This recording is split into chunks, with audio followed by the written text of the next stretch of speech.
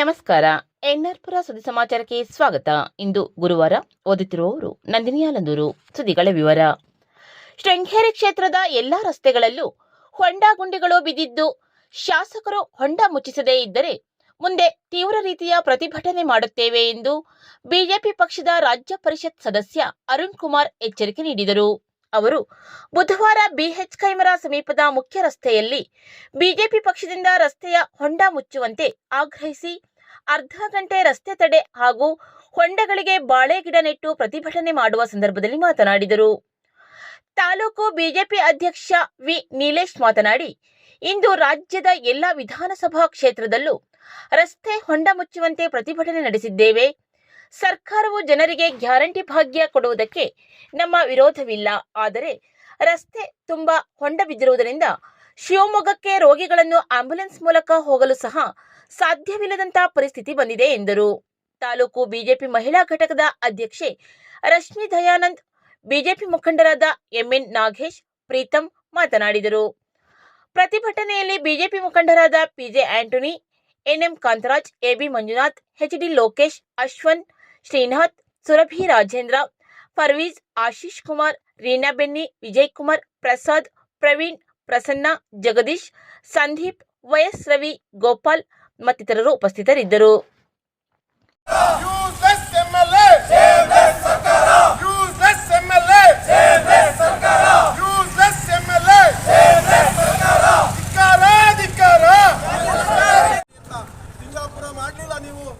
ಶೃಂಗೇರಿ ಕ್ಷೇತ್ರವನ್ನ ಗುಂಡಿಯ ಹೊಂಡದ ರಸ್ತೆಯನ್ನು ಮಾಡಿದ್ದೀರಿ.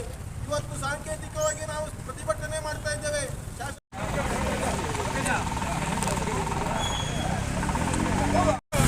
ಇವತ್ತು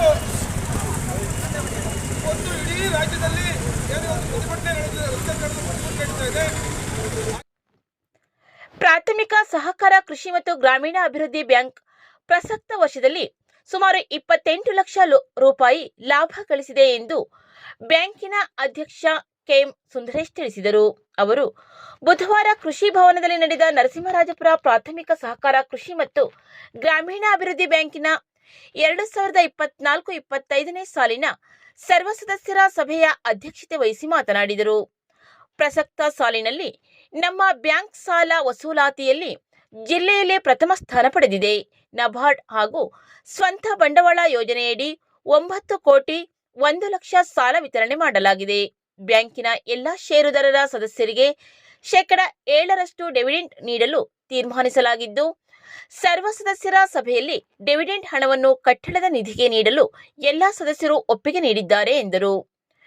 ಬ್ಯಾಂಕಿನ ವ್ಯವಸ್ಥಾಪಕ ಎಚ್.ಎ. ಪ್ರದ್ಯುಮ್ನ ವರದಿ ವಾಚನ ಮಾಡಿ ಜಮಾ ಖರ್ಚು ಮಂಡಿಸಿದರು. ಇದೇ ಸಂದರ್ಭದಲ್ಲಿ ಎಸ್ಎಸ್ಎಲ್ಸಿಯಲ್ಲಿ ಅತಿ ಹೆಚ್ಚು ಅಂಕ ಪಡೆದ ಬ್ಯಾಂಕಿನ ಸದಸ್ಯರ ಮಕ್ಕಳಾದ ಕೆ. ಕಣಬೂರಿನ ಕೆವಿ ತುಷಾರ್ ಹಾಗೂ ವರ್ಕಟ್ಟೆಯ ಬಿಲ್ವಿಕ್ ಎಸ್ ಗೌಡ ಅವರಿಗೆ ಪ್ರತಿಭಾ ಪುರಸ್ಕಾರ ನೀಡಿ ಗೌರವಿಸಲಾಯಿತು. ಸಭೆಯಲ್ಲಿ ಬ್ಯಾಂಕಿನ ಉಪಾಧ್ಯಕ್ಷ ಎಚ್.ಎಸ್. ಕೌಶಿಕ್, ನಿರ್ದೇಶಕರುಗಳಾದ KC Jayapala, GV Sundaresh, KT Govindegowda, KC Bharathi, SD Shaila, KS Dinesh, KS Ashwal, BK Devantharaj Gowda, HG Sudhakara, BS Ajith, HS Divakara, S Ranjitha, ನಾಮನಿರ್ದೇಶಕ ಎಸ್ಎನ್ ವೆಂಕಟೇಶ್, ವಿಷಯ ಪರಿಣಿತ ಎನ್ಪಿ ರವಿ ಉಪಸ್ಥಿತರಿದ್ದರು.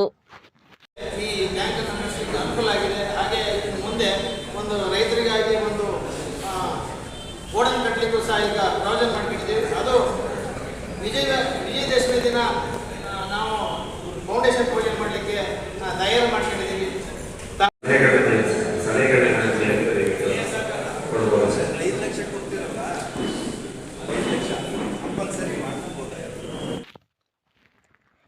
ಸರ್ಕಾರಿ ಬಸ್ಸುಗಳು ಮನಸೋ ಇಚ್ಛೆ ಬರುತ್ತಿವೆ ಎಂದು ಸಮಯಕ್ಕೆ ಸರಿಯಾಗಿ ಬಾರದೇ ಇರುವುದರಿಂದ ಶಾಲಾ ಕಾಲೇಜುಗಳ ಮಕ್ಕಳಿಗೆ ತೊಂದರೆಯಾಗುತ್ತಿದೆ ಎಂದು ತಾಲೂಕು ಮಟ್ಟದ ಗ್ಯಾರಂಟಿ ಯೋಜನೆಗಳ ಅನುಷ್ಠಾನ ಸಮಿತಿ ಅಧ್ಯಕ್ಷೆ ಕುಮಾರಿ ಚಂದ್ರಮ್ಮ ಆರೋಪಿಸಿದರು.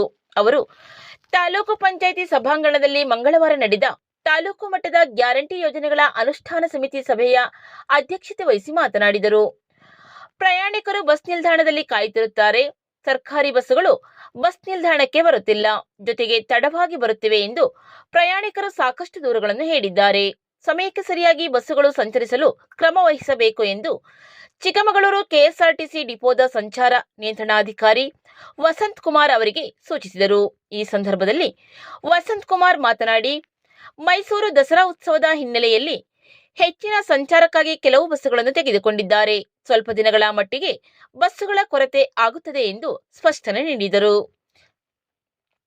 ಸಿಡಿಪಿಒ ಇಲಾಖೆ ಅಧಿಕಾರಿ ಪ್ರದೀಪ್, ಆಹಾರ ಇಲಾಖೆಯ ಗಣಪತಿ ಮಾಹಿತಿ ನೀಡಿದರು. ಸಭೆಯಲ್ಲಿ ಸದಸ್ಯರುಗಳಾದ ಬೇಸಿಲ್, ಇಂದಿರಾನಗರದ ರಘು, ನಾಗರಾಜ್, ಟಿಟಿ ಇಸ್ಮಾಯಿಲ್, ನಿತ್ಯಾನಂದ, ಜಯರಾಮ್, ದೇವರಾಜ್, ಹೂವಮ್ಮ, ಅಪೂರ್ವ, ತಾಲೂಕು ಪಂಚಾಯಿತಿ ನರೇಗಾ ಸಹಾಯಕ ನಿರ್ದೇಶಕ ಎನ್ಎಲ್ ಮಣೀಶಾ, ಶ್ರೀದೇವಿ ಉಪಸ್ಥಿತರಿದ್ದರು.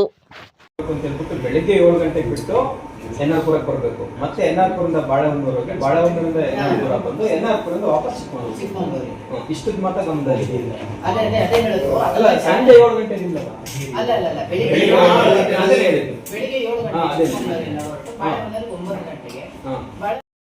ಗರ್ಭಿಣಿಯರು, ಬಾಣಂತಿಯರು ಮನೆಯಲ್ಲೇ ತಯಾರಿಸಿದ ಪೌಷ್ಟಿಕಾಂಶ ಆಹಾರ ಸೇವನೆ ಮಾಡಿದರೆ ಆರೋಗ್ಯಕ್ಕೆ ಒಳ್ಳೆಯದು ಎಂದು ಕಡಹಿನಬೈಲು ಗ್ರಾಮ ಪಂಚಾಯಿತಿ ಅಧ್ಯಕ್ಷೆ ಲಿಲ್ಲಿ ಮಾತುಕುಟ್ಟಿ ಸಲಹೆ ನೀಡಿದರು.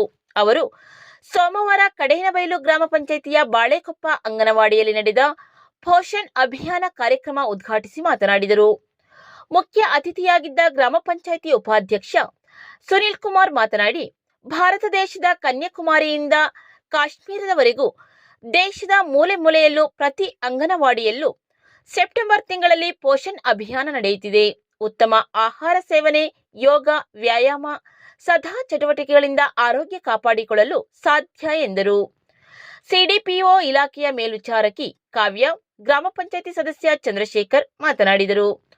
ಆರೋಗ್ಯ ಇಲಾಖೆಯ ರಾಹಿಲಾ ಅವರು ಆಹಾರದ ಬಗ್ಗೆ ಮಾಹಿತಿ ನೀಡಿದರು. ಸಭೆಯಲ್ಲಿ ಬಾಲ ವಿಕಾಸ ಸಮಿತಿ ಅಧ್ಯಕ್ಷೆ ಸುಮಿತ್ರಾ, ಪೋಷಣ್ ಅಭಿಯಾನದ ಮೇಲ್ವಿಚಾರಕ ಪ್ರದೀಪ್, ಆರೋಗ್ಯ ಇಲಾಖೆಯ ಆಶಾ, ಅಂಗನವಾಡಿ ಕಾರ್ಯಕರ್ತೆ ಸರಸ್ವತಿ, ಆಶಾ ಕಾರ್ಯಕರ್ತೆ ಆಶಾ ಉಪಸ್ಥಿತರಿದ್ದರು. ಗ್ರಾಮದ ಗರ್ಭಿಣಿಯರು, ಬಾಣಂತಿಯರು ಪಾಲ್ಗೊಂಡಿದ್ದರು. ನರಸಿಂಹರಾಜಪುರದ ಸಿಂಹನಗದ್ದೆ ಬಸ್ತಿ ಮಠದಲ್ಲಿ ಪೀಠಾಧಿಪತಿ ಶ್ರೀ ಲಕ್ಷ್ಮೀಸೇನ ಭಟ್ಟಾರಕ ಪಟ್ಟಾಚಾರ್ಯ ವರ್ಯ ಮಹಾಸ್ವಾಮೀಜಿಯವರ ಸಾನ್ನಿಧ್ಯದಲ್ಲಿ ನಡೆಯುತ್ತಿರುವ ಶರನ್ನವರಾತ್ರಿ ಕಾರ್ಯಕ್ರಮದಲ್ಲಿ ಬುಧವಾರ ಶ್ರೀ ಜ್ವಾಲಾಮಾಲಿನಿ ದೇವಿಗೆ ವಜ್ರಪಂಜರ ಸಂಸ್ಥಿತ ಪಿಂಡಾಕ್ಷರ ವರಪೂಜಿತ ಅಲಂಕಾರ ಮಾಡಲಾಗಿತ್ತು. 108 ಬಗೆಯ ನೈವೇದ್ಯ ಅರ್ಪಣೆ ಮಾಡಲಾಯಿತು.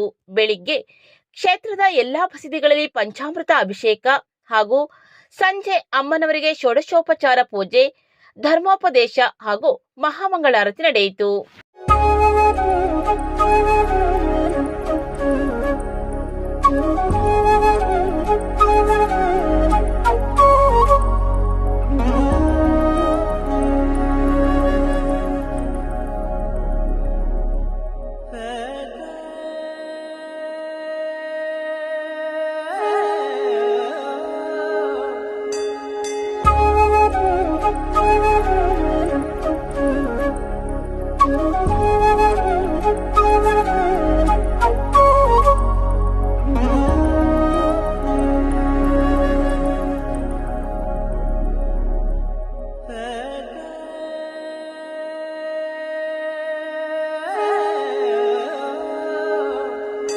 ವಂದನೆಗಳು.